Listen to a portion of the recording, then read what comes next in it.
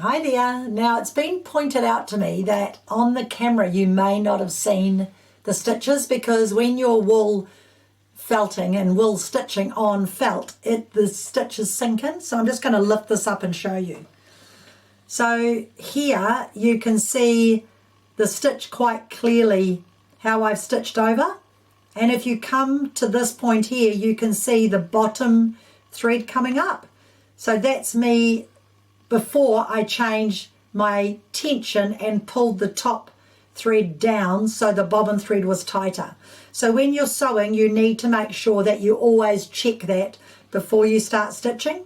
So this was the straight stitching, and then I went to some of the blanket stitches. So if I come over here slowly, and the zigzag stitches, so you can see a little bit clearer on here now how the stitches look when they are stitching over, because we realized they didn't show up very good on the video.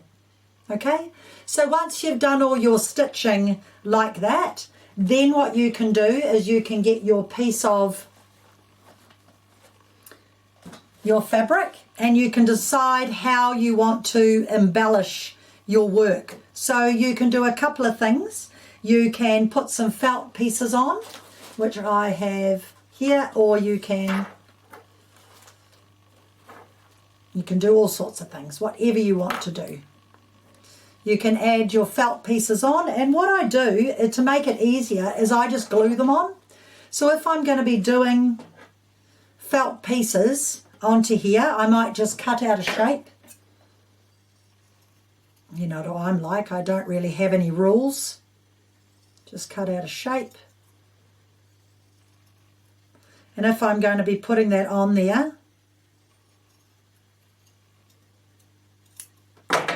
then I will just get my glue pen, wind my glue pen out, and just put a little bit of glue on there. So I'm not Vliza fixing anything. I've shown you this before when we did the needle case.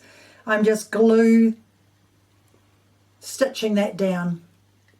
Not stitching, gluing it down and just patting it, and it will stick into place. If I'm going to use the wool rovings like this, I will just get a bit of wool roving and tease it out, and I can just put my wool rovings down. So I can felt that on, but I'm not going to felt it. I'm just going to freehand stitch it on, and it's sticking to my hands because they're glued. And I might even put some of that just sitting on top of there. Actually, I'll get a little piece. That would be quite nice. Go bring in the pink and the green and just sit that on there. So I'm going to drop my feed dogs down. Oh, I like that on there. Going to drop my feed dogs down. I'm going to leave my bright blue thread on, drop my feed dogs down, and I'm going to put on a foot that will do darning. So you can use many, many feet now. This one is the 70, I believe, 3 foot, and it's a height adjustable foot. So I can adjust the height up if I'm doing thicker work, or I can wind it down when I'm doing flatter work. So usually when I'm going to do work on felt or stitching or something like that on something, I am going to put tear away behind it. So this is the product that tears away after you've finished, so it doesn't have to stay behind there. Or you can leave it in for stability. So I'm just going to slip that under there. I might just glue that big one there on. Oh, wind it up. I'll just glue that on. And I'm going to plonk that on there like that. Wind that down. Put a bit of tear away behind this one. Slip that one out. And just put some tear away in behind here. So I'm not going to felt it on, I'm just going to freehand stitch it on. I'm just going to put that bright pink right there like that. I'm going to bring up my bobbin thread because I'm now on darning, and I'm going to put my machine onto straight sewing. Not bobbin thread, straight sewing. Oh, tell my machine that I've changed the foot or it won't let me do anything. So bring up the bobbin thread again, tapping it once back up, pull this top thread, and there's my bobbin thread. So I like to do that when I'm freehanding so that I've got both threads to start and it's really little. There it is there. Okay, so I've got both threads there, my top and my bottom. So I'm just going to sew in one place, then I'm going to cut my threads so that they're out of the road. Hopefully I've cut the right two. Done that before. There you go. And now I'm just going to stitch this down.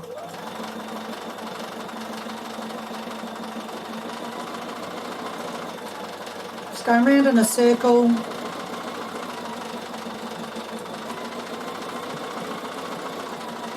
Now most of you will know I'm a real big fan of stamens.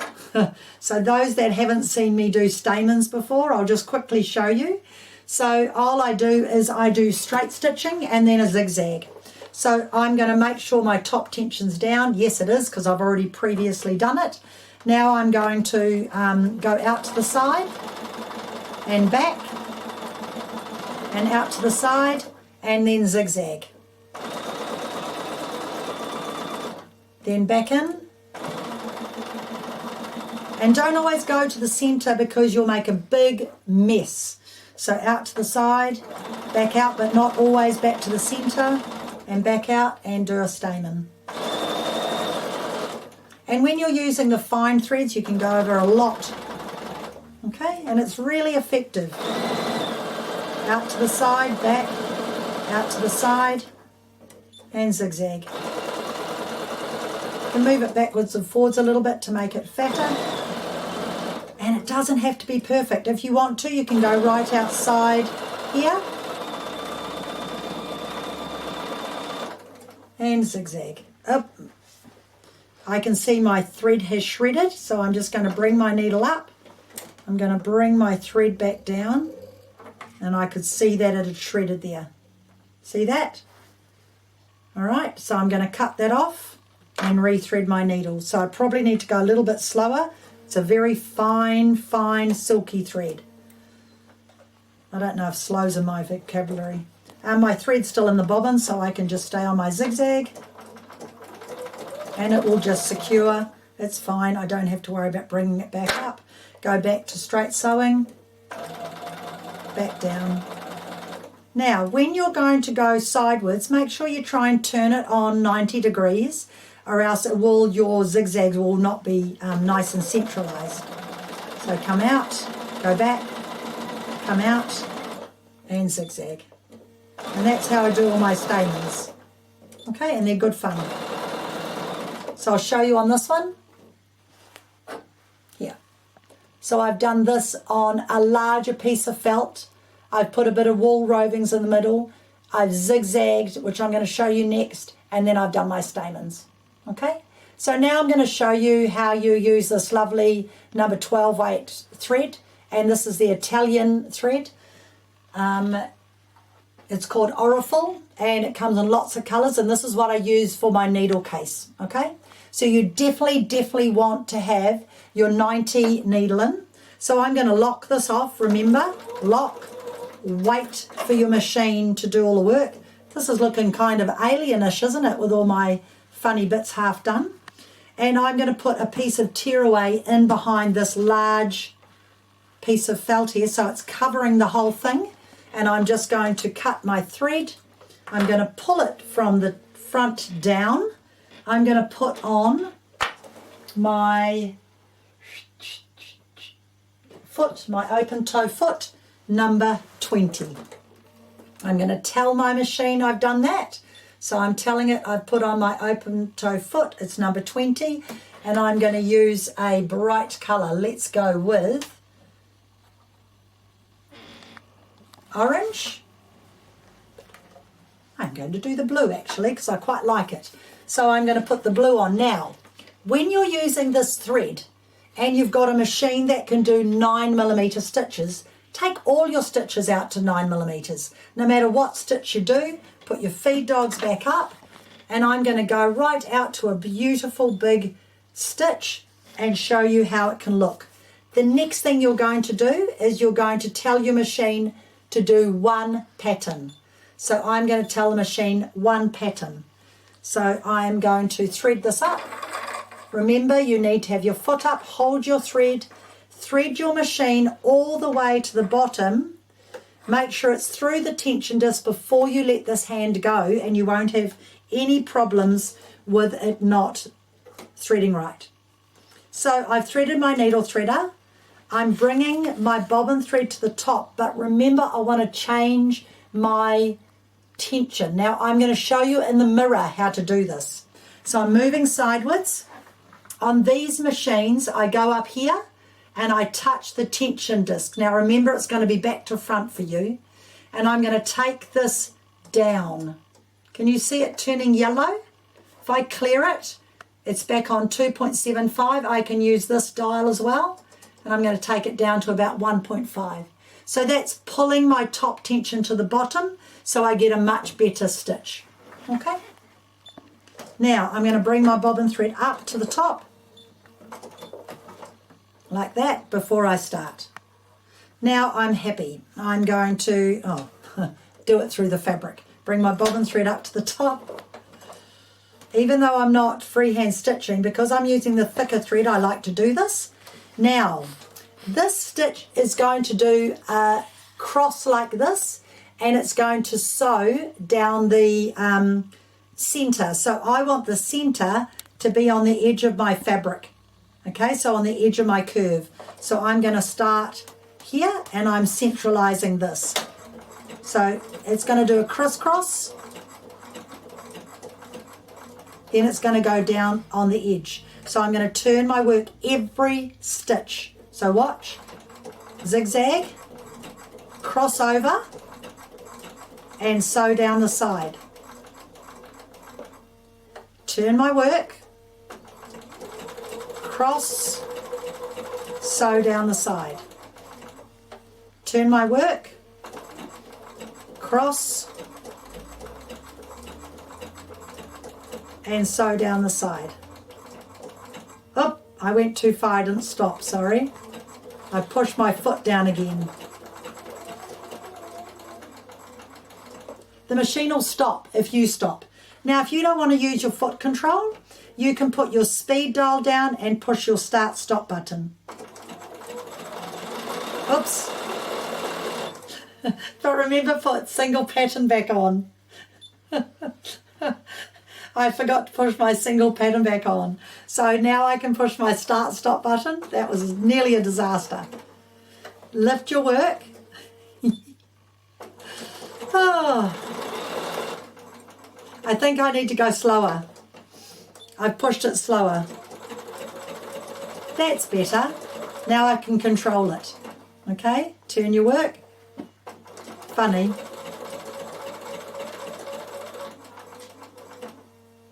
Turn your work.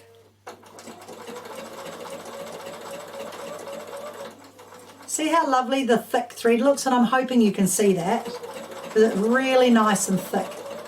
And because it's triple stitching, it makes a really nice finish.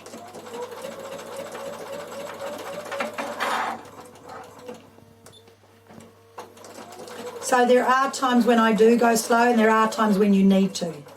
Now I can see, I can measure if I want to how long that is and see if I can fit 2 more in here. But I think we're going to be just about right. So I'm just going to stitch 1. And 2.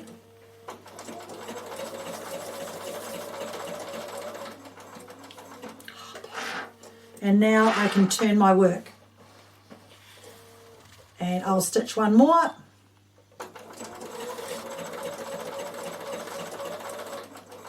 So that worked out really well, and I could tell just by judging it, but you can measure to make sure.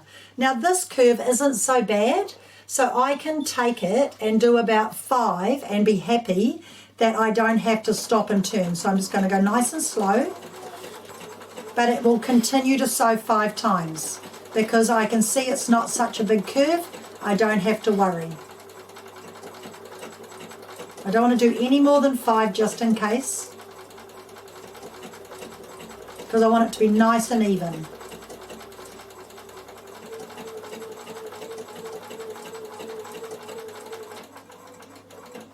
Okay, I reckon I could probably do 5 more if I just turn that a little bit.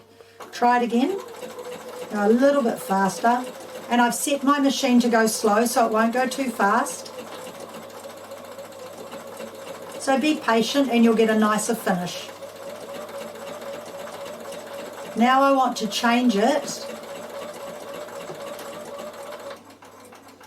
and go back to single pattern around my curve.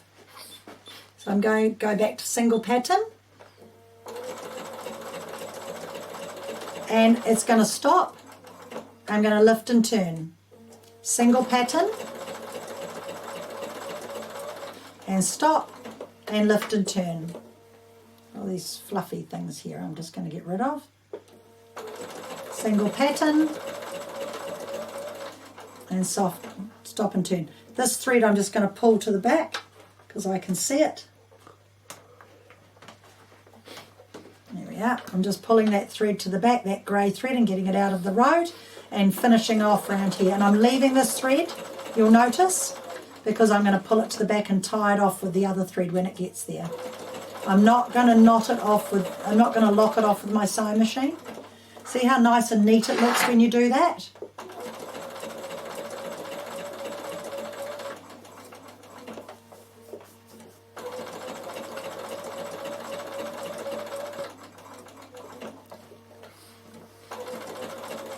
So by turning your speed down, you've got total control. Now this is where you get clever, so you do one more. And I reckon we're just about going to be right, but what I'm going to do when it does a straight stitch, I'm just going to help it. So I'm just going to do one more zigzag. And then I'm going to pull it a little bit. Perfect. And it finished exactly the same, so I just pushed that a little bit. Now I'm going to lift up my work. I'm going to take this out, cut my threads, and then what I do is I turn it over to the wrong side here, find my thread and get a pin. And you just pull your threads to the back. If you can't do that, what you need to do is just get a needle and thread it back through. There we are. Okay, and then the other one, I may need to thread it back through with a needle. That one there. So I just get a needle and thread it back through and tie them off. And that gives you your tidy finish there. Okay, now I think I showed you last time how to do these little circles. I cheated and I did them on the felt first. Yeah, I'll just get a bit of orange felt. No, not that piece. I'll just cut a piece of felt. Just quickly show you so you remember. So all you're going to do is put a bit of tearaway behind. I'm going to clear all that and I'm going to find my star. Should know the number off by heart by now and I don't. This one, here we go. It is number 711. It's already on the biggest stitch it can do. So what I do is I just do one single pattern. It's on single pattern and make one star. So just to remind you, do not bring that through. Just let it go. Pull this thread to the back so it brings your thread through. If you can't, there it is. If you can't, then get a needle and thread, pull it to the back. There it is.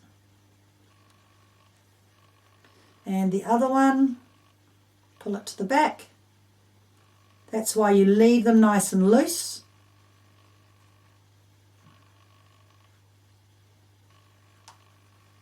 Have I got it all?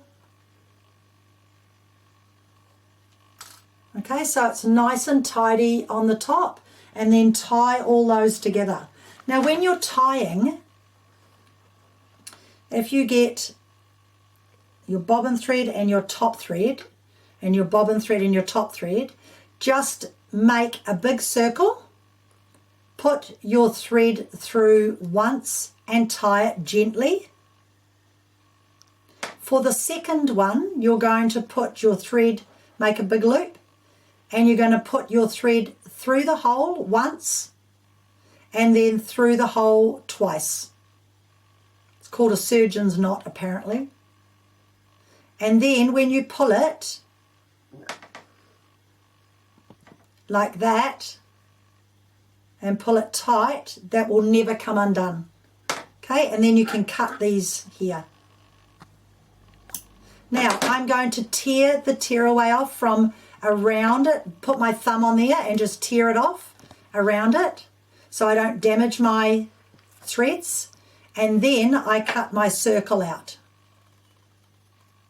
because I cheat, because otherwise it's too hard. And you can go as close to it as you like, or just make it so you've got some of the lovely orange around the outside.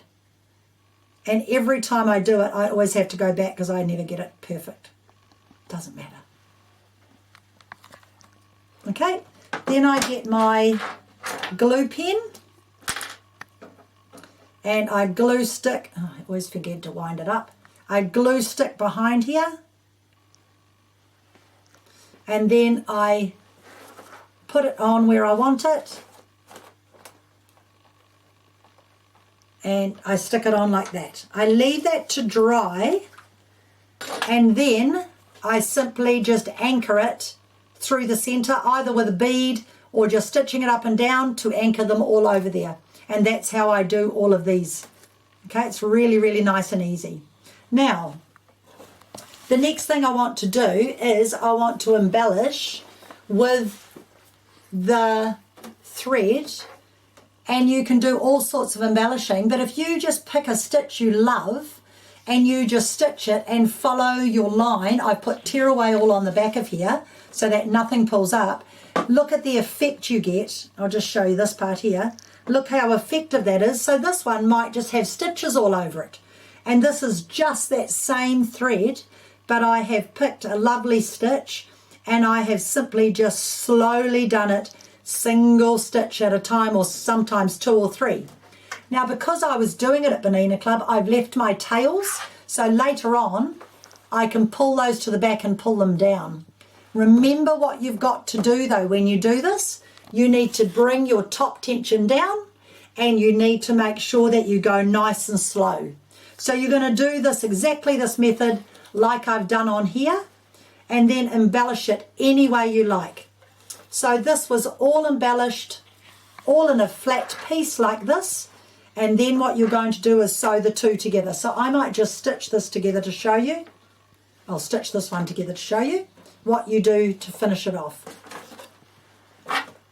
So once you've embellished your whole piece of fabric, all you're going to do is put right side to right side. So I'm just going to show you with it, run it with a long stitch, and you make a big tube.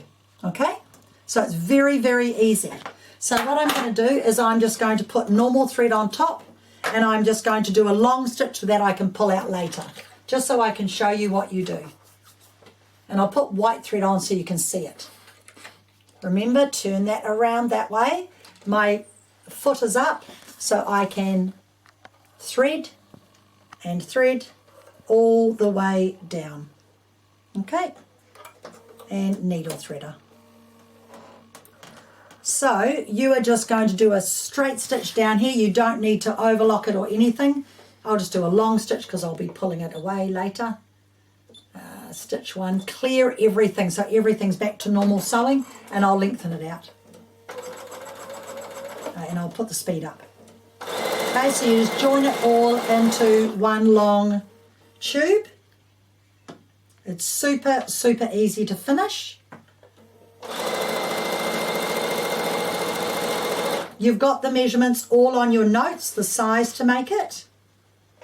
But there's just one little thing you might be interested in. When you turn this through to the right side, that's the easy part. Oh, by the way, I open up these seams and I press them, okay? So I just open them up and give them a press so that the seam's flat. Then I pull this through to the right side. But can you imagine when you try to push this in here, all of this comes off. So it all pulls off. So it's never going to work. So what you want to do is just get a bit of silky fabric and lay it on top so that when you push it down, nothing will get caught. So you just push it down with a nice silky fabric that's just going to feed through, and then push that all the way down, and then take your fabric off. Somebody said use a bread bag. You could do that as well, and then just get rid of your fabric. So then this would be tight. You've got that all the way through, and then you go, well, how am I going to finish this off? So what do? You can hand tack that, but before you do it, we use our brains. We put our machine onto a really long stitch length, the longest it can go, and we do 2 rows of gathering around our outer. So I'm going to run this foot along the raw edge of my fabric, like so. So 1 row, and it's on long stitch. Go all the way around, running it with the foot width along like that. And when you get to the other end, make sure you've left your tails, because you're going to be pulling them up. So don't overlap them, just butt them up together. Like that. And have a tail so they are meeting side by side, they're not overlapping. Now I'm going to do the second row, so get these out of the road. I'm going to do a second row. And I was intelligent and did this before I put it all through, because I remembered. So I'm running the foot, the edge of the foot on the inside, and doing my second row. To just work it round. You could take your sew plate off and do it round your arm of your machine if you want to. Really doesn't matter.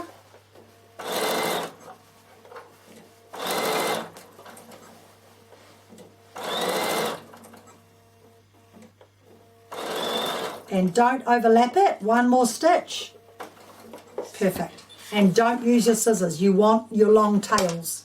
Okay, so now that that has got all my tails there, now I'll thread that back through and show you what you do. And this is how I finished it off. So just your silky fabric, put it on there so because it's going to be quite tight. Push it through all the way to there. And then take, you wouldn't use such a long piece, but this is a scarf I'm going to show you in a minute. Okay. Now, you've got your tails here. So you've got 2, 4 tails and the inside. So what I do is I separate them. So I've got my 2 to the left, that one, and that one. And then I pull this up. Okay, so I'm pulling this up really nice and tight, like that. And then I pull this one up really nice and tight as well. Then I just, as tight as you can go, and then as tight as this one can go, and then tie it in a knot. Where's my one? So you can see here. Okay? So as tight as it can go. Now, I haven't decided, but I think I might make a couple of yo-yos and hand stitch them on each end to finish that off. But before I do that, can you see, I'll open this one up. Can you see that you've got a hollow tube? You want to stuff that to make it heavier. So you could stuff old rags or old bits of fabric you don't want, and you want to stuff both ends so that it's all completely stuffed, because this is too light. You do not want it to be light when it's in a door. Now I'm just going to see if the camera can come down to that door, and I'm going to bring this and let's have a look and see. Let's see if we can show you what it's going to look like. See, so this is going in here like this, and that's what it's going to look like. So you don't want anything too thick, because I've made this the right length for you, and you can have it facing whichever way you want to have it facing. So if you put embellishments everywhere, it looks really nice, but they fit in there, and believe you me, that will stop a lot of draft, except for this door's pulled over too far. One moment. Okay, if that's on there, that's going to stop a lot of draft coming through in the winter. So they're a really useful draft stopper. So there you go. So you can decide how you want to finish this off, but nothing too tight. Or you could just put a nice big button on the end, would look really, really good, and thread it through to the other end before you stuff it. Actually, I might even do that. Or I could put a flower on each end, a felted flower. I haven't decided. But, you know, you could make these out of denim. You could make them out of old blankets. You could do all sorts of things. And have fun with your stitching, because your machines, gosh, they're so clever at what they can do. So obviously this one's too fat because I have to finish it off. But use up all your old scraps. Don't even hesitate. And if you do want any fabric rolls, we've got plenty at work. You can come in and ask for them, and we have a little saw. We can cut them to size, or you can just take them home and cut them yourselves. So there is the door stopper. It's got your instructions. You've got step by step. And I think you'll enjoy making those, especially in these cold weather. You'll be amazed, and you can make your house look really special by doing that. So there you go. So there is your Bernina Club for your door stopper. So happy stitching, keep warm, and have a bit of pattern play and a bit of fun with your machines. And I'll see you next time.